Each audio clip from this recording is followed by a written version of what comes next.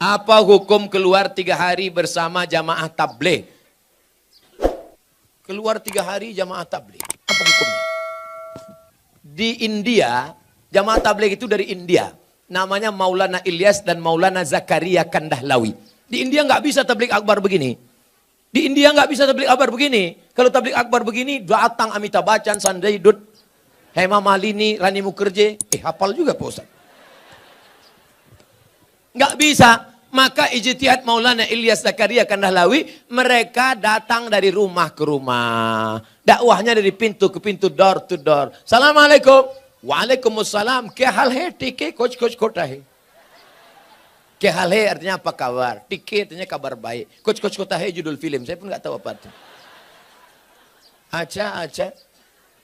Saya paling bingung ngomong sama orang India. Antara iya dengan tidak goyang kepalanya sama. Saya tanya, kya hai dike? Saya tinggal di hotel kamar berapa? Acha kata. Lantai 3 apa 4? Acha kata. Maka ini datang dari India. Mereka ulama-ulama ahli hadis. Siapa yang kaya, punya duit banyak, kerja tidak mengikat, 3 hari datang ngajak ke pintu. Assalamualaikum, waalaikumsalam. Ayo ke masjid ya. Ayo datang pengajian ya. Mereka inilah yang berdakwah di jalan Allah. Abdul Somad ceramah ke Bontang. Kenapa? Karena diundang Pemko. Abdul Somad ceramah ke Bontang. Kenapa? Karena diundang Bada LNG atau LNG Bada. Tapi mereka yang datang rumah ke rumah, ada yang undang mereka? Tidak ada. Ada proposal untuk mereka? Tidak ada. Mereka datang lillahi ta'ala. Ini jamaah tabligh aliran sesat Pak Ustaz. Kenapa sesat? Karena mereka berjenggot. Nabi Muhammad berjenggot. Karena mereka bersorban. Nabi Muhammad bersorban. Karena mereka pakai jubah. Nabi Muhammad pakai jubah. Kenapa Ustaz nggak pakai jubah? Ini orang ramai narik-narik. Kalau sempat saya pakai jubah, tanggal jubahnya. Maka saya pakai celana biar supaya cepat lari nanti. Selesai ceramah langsung masuk mobil pulang. Jangan katakan mereka sesat. Mereka adalah orang yang mengajak ke jalan Allah. Mereka aslinya dulu preman, bertato, kumis tebal, anting-anting, gak kenal agama. Tapi datang jamaah tabligh di terminal, ini preman. Datang, bremo, tato besar, gambar ular kobra. Datang itu jamaah tabligh, memukul ular kobranya. Hei, ayo ke masjid. Berani anting ngajak saya? Besok dia datang lagi. Lama-lama preman ini tersentuh. Datanglah dia ke masjid. Ini bukan cerita bohong. Ini bukan cerita yang diada-adakan. Seorang preman di kampung saya. Rambutnya panjang, punya meja biliar. Tidak pernah sholat. Akhirnya saya pulang dari Mesir. Dia yang jadi imam di masjid. Bismillahirrahmanirrahim. Saya heran. Siapa ini? Assalamualaikum warahmatullah. Yang punya meja biliar. Saya tanya, abang gimana ceritanya tobat? Ustadz nggak pernah menceramahi aku. Aku nggak pernah datang ke masjid. Aku nggak pernah dengar khutbah. Aku nggak pernah nengok tabligh akbar. Tapi ada orang yang datang ke meja biliarku mengajakku. Siapa itu? Inilah dia jamaah tabligh. Berapa banyak orang dapat hidayah karena mereka. Kalau engkau belum sanggup seperti mereka, jangan ejek olok-olok mereka. Ini banyak orang ngejek. Apa itu? Itu jamaah kompor. Apa itu? Itu jamaah KUPJ. Apa itu KUPJ? Kelompok Ustadz Panjang Janggut. Oleh sebab itu maka mereka dakwahnya lembut. Assalamualaikum Pak Haji. Waalaikumsalam. Ayo ke masjid ya Pak Haji. Jangan ajak-ajak saya. Kamu belum lahir, saya sudah haji. Apakah mereka jamaah tabligh berhenti? Mereka besok ajak lagi. Assalamualaikum Pak Haji. Waalaikumsalam. Ayo ke masjid ya Pak Haji. Kan sudah kubilang kemarin. Ini kening sudah sujud 1000 kali di Masjidil Haram. Catatan amal sudah penuh. Aku tinggal masuk surga aja lagi. Tinggi sana, pergi. Masjid kalian yang jelek itu nggak level ya. Hari ketiga mereka datang lagi. Assalamualaikum Pak Haji. Apa? Mau ngajak lagi? Mau ngasih tahu Pak Haji. Nanti kalau Pak Haji mati kami biarkan ya. Akhirnya Pak Haji pun ke masjid juga. Oleh sebab itu maka dakwah mereka lembut.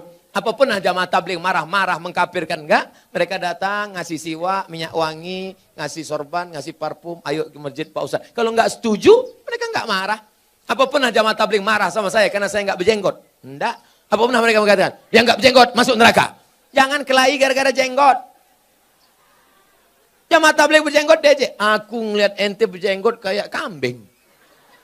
Yang berjenggot juga marah. Aku kambing, kau nggak berjenggot anjing. Akhirnya berantem anjing sama kambing. Yang senang siapa? Musang berbulu ayam. Mereka nanya, kenapa mereka kelahi? Gara-gara jenggot. Di masjid lagi. Iya, untung kita nggak ke masjid. Rusak persatuan. Itu tidak terjadi di Bontang. Kenapa? Karena Bontang tertib agamis. Mandiri, aman, nyaman. Kalau terjadi mungkin di dekat-dekat perbatasan luar Bontang. Apa yang harus saya lakukan ketika ibu saya selingkuh sudah 3 kali kedapatan? Apakah saya boleh membenci dan memarahinya? Apa yang sebaiknya dilakukan bapak saya, Pak Ustadz? Engkau dulu lahir ke dunia ini lewat rahim ibumu atau lewat tabung gas 9 kilo? Apakah bisa kau katakan, Mama, aku tak pernah. Tidak pernah kita pernah lalu di perutnya, lalu di rahimnya, dan dia meregang nyawa. Itu tidak bisa kau pungkiri. Oleh sebab itu bahwa dia bersalah, ya, tapi kesalahan dia tidak membenarkan kedurhakaan engkau. Maka caranya bagaimana? Suruh bapakmu menasehatinya. Bapakmu pun kok bisa dibuat selingkuh 3 kali? Kemana bapakmu selama ini? Laki-laki itu kan tahu dia. Periksa HP-nya. Tiba-tiba di HP ketawa-ketawa. Kau ngapain siapa? Sama siapa? Sama mantan, Bang.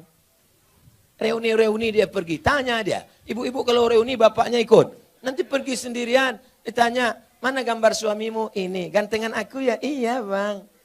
Akhirnya semua berawal dari macam. Udah macam abang saya. Udah macam adik saya. Berawal dari macam, berakhir dengan macam-macam. Oleh sebab itu ini mesti kita jaga. Nah, dalam kasus begini bagaimana Pak Ustadz? Laki-laki 2. Yang pertama dia sabar atau dia gugat ke pengadilan. Kalau kau sabar, kau jaga dia. Kalau tidak, kau gugat di pengadilan. Maka kasus perselingkuhan paling cepat hakim menjatuhkan talak. Kalau kau sabar, jaga dia dengan baik. Kalau kau tak sabar, kau lepas dia dengan baik. Bunga bukan setangkai, kumbang bukan seekor. Patah tumbuh hilang berganti, hilang 1 tumbuh 1000. Gimana? Sabar? Saya sabar Pak Ustadz. Jaga dia sampai mati, saya jaga Pak Ustadz. Lupakan yang lain, lupakan. Jaga dia. Tapi jangan mulutmu berkata sabar, hatimu berkata yang lain. Gimana aku bisa menerima dia? Dia sudah diobok-obok 3 orang. Ustadz, seorang akhwat, ada ingin saya tanyakan. Ada orang melamar saya, tapi saya sedang menyukai orang lain. Bagaimana ya Pak Ustadz? Ini mancing-mancing aja.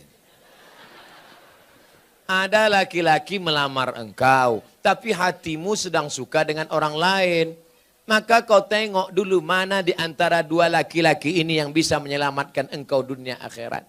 Kalau tiba-tiba yang ini datang, ini jantan dia, perkasa dia, dipinangnya kau dengan baik. Ini cuma berani bawa engkau makan mie ayam, bakso, bonceng sana, bonceng sini, pegang tangan, ujung jempol kaki. Nah, kau campakkan ini Fir'aun, ini tak ada gunanya nih. Ini yang Musa yang baik ini.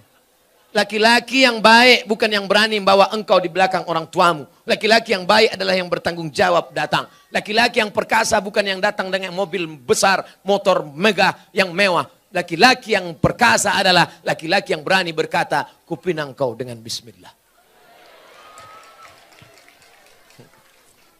Buanglah mantan pada tempatnya. Mudah-mudahan yang tua, yang muda, remaja-remaji semuanya diselamatkan Allah Subhanahu wa taala.